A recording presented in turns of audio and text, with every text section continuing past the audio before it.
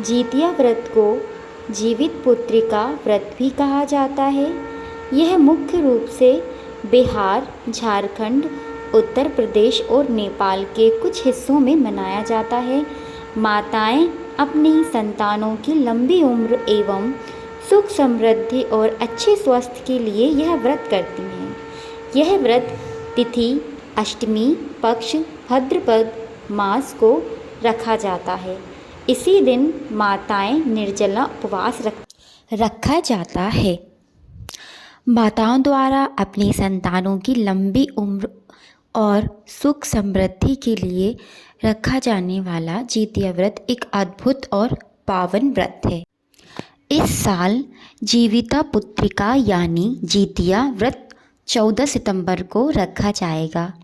इस दिन भाद्रपद मास की अष्टमी तिथि है। इस व्रत में भगवान श्री गणेश, माता पार्वती और शिव जी की पूजा होती है।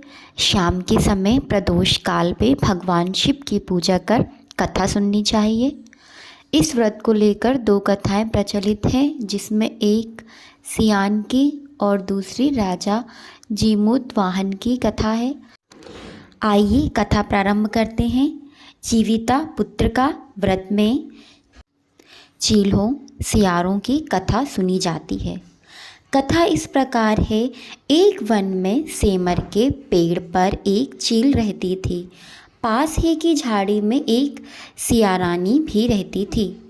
दोनों आपस में दोस्त थीं। चील्हों सियारानी से इतना प्यार करती थी कि वो जो भी खाने को लेकर आती थी उसमें से सियारीन ने के लिए ज़रूर देती।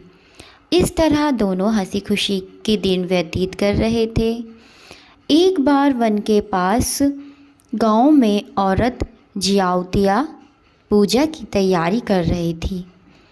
चील्हों ने उसे बड़े ध्यान से देखा और अपनी सखी सियारों को बताया। फिर दोनों सहेलियां ने तय किया कि वे भी यह व्रत करेंगी।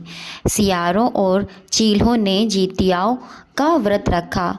बड़ी निष्ठा और लगन से मंगल कामना करके पूरे दिन निर्जला व्रत रखा।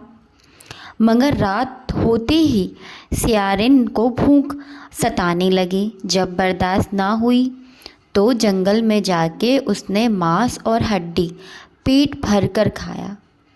चील्हों ने हड्डी चबाने के कड़ कड़ की आवाज़ सुनी तो पूछा, यह कैसी आवाज़ है? सियारनी ने कह दिया, बहन भूख के मारे पेट गुड़गुड़ा रहा था, यह उसी की आवाज़ है। लेकिन चील्हों ने सियारिन का झूठ पकड़ लिया। उसने सियारिन को खूब लताड़ की। जब व्रत नहीं हो सकता तो संकल्प क्यों लिया? चील्हों रात भर भूखी प्यासी रहकर व्रत पूरा किया। अगले जन्म में दोनों मनुष्य रूप में राजकुमारी बनकर सगी बहनें हुईं। सियारनी बड़ी बहन हुई और उसकी शादी एक राजकुमार से हुई।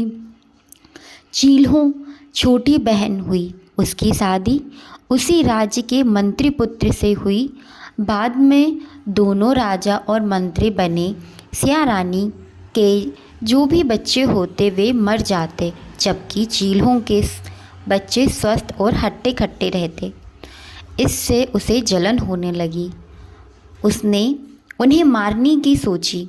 उनका सिर कटवाकर डब्बे में बंद कर दिया। वह जब शीश मिठाई बन जाती और बच्चों का बाल तक बांका न होता। इस तरह सियारन की बहन के बच्चे और उसके पति को मारने की कोशिश विफल हो गई। आखिरकार देवयोन से उसे भूल का आभास हुआ। उसने क्षमा मांगी और बहन के बताने पर जीविता पुत्रिता व्रत की विधि विधान से किया तो उसके पुत्र भी जीवित हो गए। व्रत की विधि। व्रत से पहले माताएं स्नान कर पवित्र होती हैं। संतान की मंगल कामना के साथ भगवान जीविता पुत्रिका की पूजा की जाती है। महिलाएं पूरे दिन निर्जला बिना पानी पिए उपवास करती हैं। दूसरे दिन सुबह कथा सुनकर या पढ़कर व्रत का पलायन करती हैं। जितिया व्रत कथा। बहुत समय पहले की बात है। गंधर्व राज जीमूतवाहन अत्यंत धर्मनिष्ठ और दयालु थे। वे हमेशा दूसरों की भलाई के लिए तत्पर रहते थे। एक दिन वे वन में घूमने माँ का व्रत केवल उपवास नहीं, संतान के लिए अमर कवच है। जहाँ माँ का आशीर्वाद होता है वहाँ मृत्यु भी हार मान जाती है। आज हम सुनेंगे पावन जितिया व्रत की कथा, जो त्याग और करुणा का अनुपम उदाहरण है। मुख्य कथा। बहुत समय पहले की बात है। गंधर्व राज जीमूतवाहन अत्यंत धर्मनिष्ठ और दयालु थे। वे हमेशा दूसरों की भलाई के लिए तत्पर रहते थे। एक दिन वे वन घूमने हुए गए थे। एक वृद्ध से मिले जो आंसू बहा रही थी।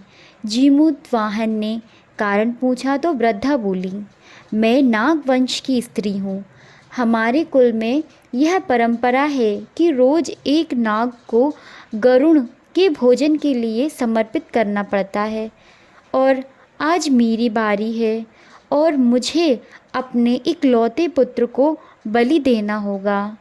जीमूतवाहन यह सुनकर करुणा से भर उठे। उन्होंने सोचा, यदि मेरा जीवन देकर यह पुत्र बच सकता है तो यही सबसे बड़ा धर्म होगा। उन्होंने उस माता को सांत्वना देते हुए कहा, माता तुम चिंता मत करो, मैं स्वयं गरुड़ देव के आगे अपना जीवन अर्पित कर दूंगा।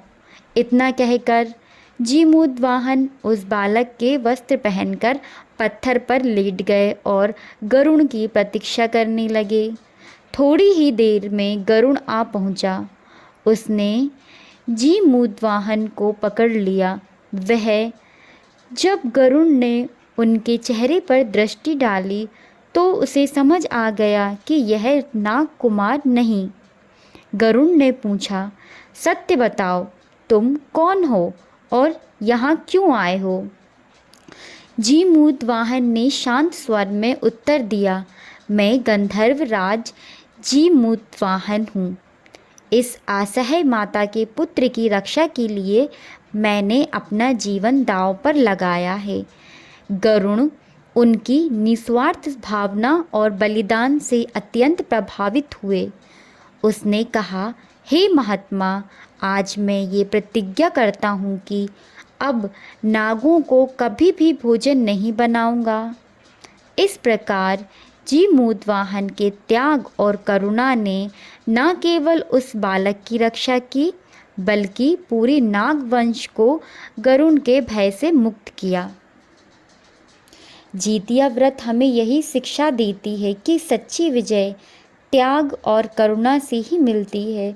जैसे जीमूतवाहन ने पराई संतान की रक्षा के लिए अपना जीवन दांव पर लगाया, वैसे ही हर माँ अपनी संतान के लिए व्रत उपवास करती है। माँ का आशीर्वाद ही संतान के जीवन की सबसे बड़ी ढाल है। यह जितिया का अमर संदेश है। तो आपको ये कथा कैसी लगी?